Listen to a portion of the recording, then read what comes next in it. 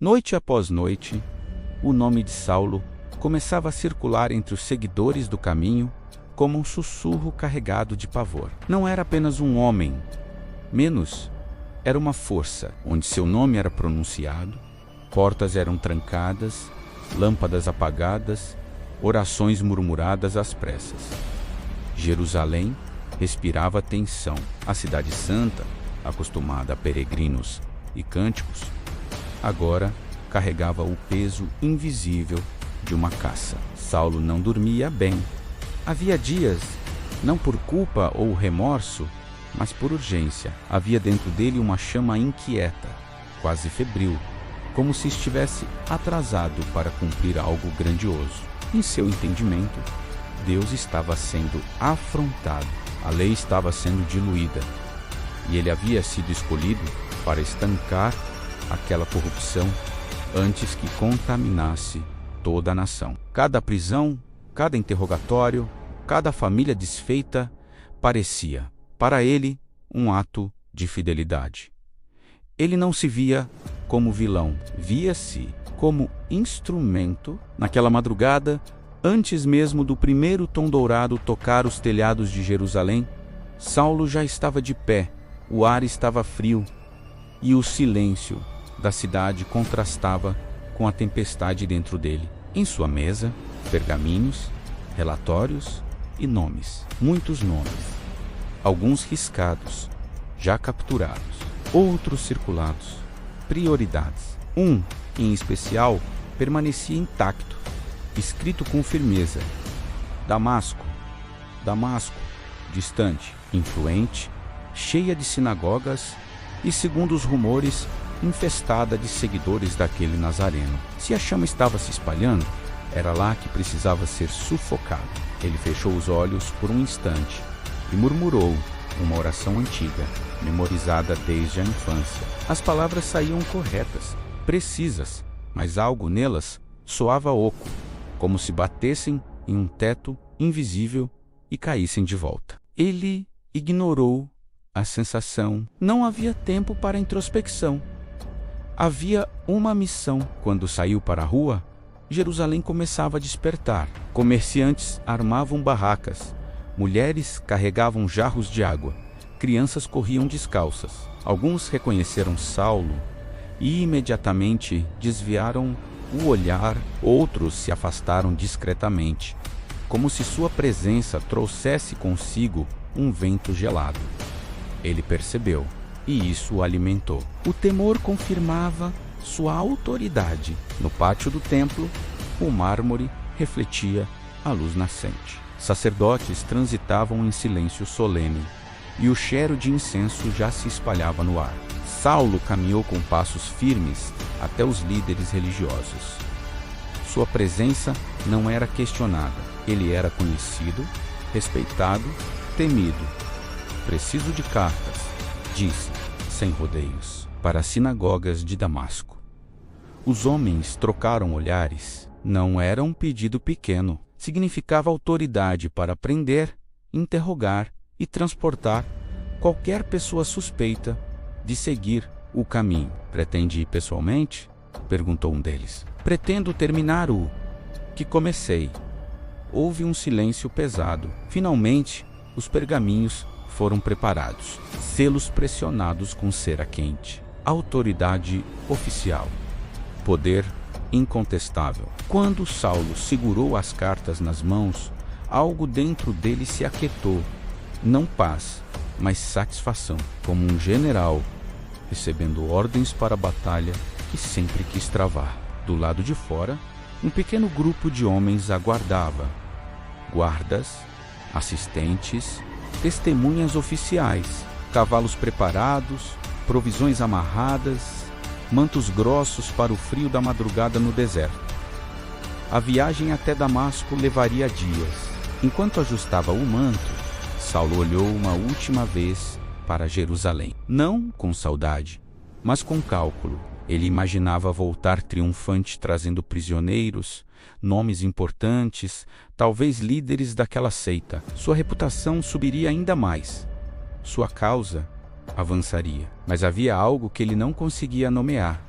uma tensão no fundo da alma, como se estivesse prestes a atravessar não apenas uma distância geográfica, mas uma fronteira invisível. A caravana partiu. Os portões da cidade se abriram com um rangido grave, e o som ecoou como um presságio. Passo a passo, Jerusalém ficou para trás. À frente, apenas estrada, poeira e horizonte. O sol subia lentamente, tingindo o céu de dourado e vermelho. O calor começava a apertar e o ar seco raspava na garganta. O ritmo dos cascos criava uma cadência hipnótica. Alguns homens conversavam baixo, outros permaneciam em silêncio. Saulo, porém, estava mergulhado em pensamentos. Imagens voltavam sem permissão. O rosto de Estevão, não um momento da morte. Esse ele havia aceitado como necessário, mas o olhar, sereno, quase luminoso. Não havia ódio, não havia desespero, apenas uma estranha compaixão. Por eles, Saulo apertou a mandíbula e forçou o olhar para a frente. Aquilo não importava. Emoções eram fraqueza, convicção era tudo, mas a memória insistia. As palavras ditas por Estevão antes de morrer ecoavam como um sussurro impossível de silenciar. Senhor, não lhes imputes este pecado. Por que alguém pediria perdão para seus próprios assassinos? Saulo sacudiu a cabeça, irritado consigo mesmo. Aquilo era manipulação emocional, fanatismo, delírio. Precisava ser esmagado antes que contaminasse outros. O dia avançou. O sol tornou-se impiedoso. O calor ondulava sobre a estrada, distorcendo o horizonte. Poeira grudava na pele suada, nos lábios ressecados, nas pálpebras pesadas. Ainda assim, Saulo não desacelerava. Havia uma urgência quase sobrenatural imperando-o para a frente. À tarde, pararam brevemente perto de uma fonte. Os homens beberam, lavaram o rosto, alimentaram os animais. Saulo permaneceu em pé, olhando para a água, sem realmente vê-la. Sua mente estava longe, como se tentasse resolver um enigma que ainda não sabia formular. Um dos homens se aproximou. Devemos descansar até o entardecer. O calor está forte demais. Saulo respondeu sem olhar. Partimos agora, cada hora conta. A viagem continuou. Quando o sol começou a descer, o céu se tingiu de tons profundos de laranja e púrpura. O vento esfriou, trazendo um alívio breve. À distância, montanhas recortavam o horizonte como sombras gigantes. E ali, pela primeira vez, algo mudou. Não foi um som, não foi uma visão clara. Foi uma sensação, como se o ar tivesse ficado mais denso, como se o mundo estivesse prendendo a respiração. Saulo sentiu um arrepio percorrer a espinha. Instintivamente, olhou ao redor. Nada fora do comum. Apenas estrada, poeira, homens cansados, o céu crepuscular. Ainda assim, seu coração começou a bater mais rápido, sem motivo aparente. Ele apertou as cartas contra o peito, como se precisasse reafirmar sua missão. Damasco estava cada vez mais próxima. Em breve, tudo estaria sob controle novamente. Mas no fundo da alma, algo sussurrava que ele não estava indo apenas prender pessoas. Estava indo ao encontro de alguém. A noite caiu como um manto espesso. Estrelas começaram a surgir, frias e distantes. A caravana montou acampamento simples, acendeu pequenas fogueiras, dividiu pão seco e água, conversas baixas, risos ocasionais, o som do vento atravessando o deserto. Saulo se afastou um pouco e sentou-se sozinho sobre uma pedra. Olhou para o céu. Tantas estrelas, incontáveis, imutáveis, eternas.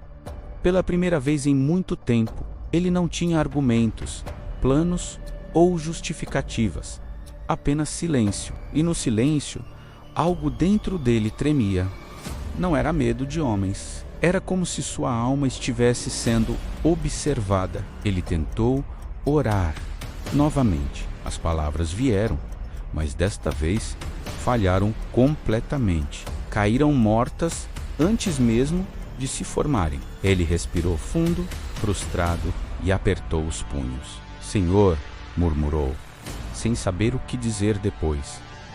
Nada, apenas o vento. Mas, em algum lugar, além da compreensão humana, o céu já estava em movimento. O encontro estava marcado. A estrada de Damasco não seria apenas um caminho geográfico. Seria o palco de uma colisão entre um homem e o próprio Deus.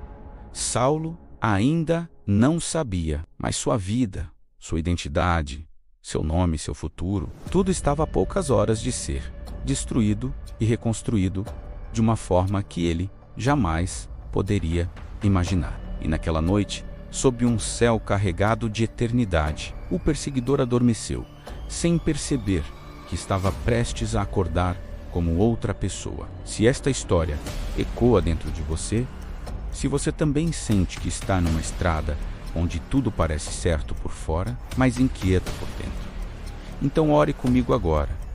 Senhor Deus, Tu que vês além das aparências e conheces os caminhos ocultos do coração, visita cada pessoa que ouve esta mensagem. Se há orgulho, quebra.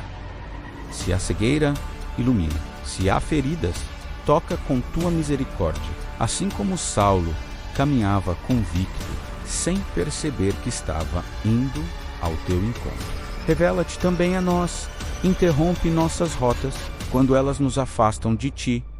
Derruba nossas certezas quando elas nos impedem de ver a verdade. Acende uma luz que nenhuma escuridão possa apagar. Que não sejamos apenas religiosos, mas transformados. Que não apenas falemos de Ti, mas Te conheçamos. E se alguém aqui se sente perdido, cansado ou endurecido, que esta noite seja o início de um novo amanhecer. Em nome de Jesus. Amém. Se você sente que algo está prestes a mudar na sua vida, guarde esta mensagem. Compartilhe com alguém que precisa de esperança e permaneça conosco, porque o que acontecerá na próxima etapa da estrada de Damasco não mudará apenas a história de um homem, mudará a história do mundo.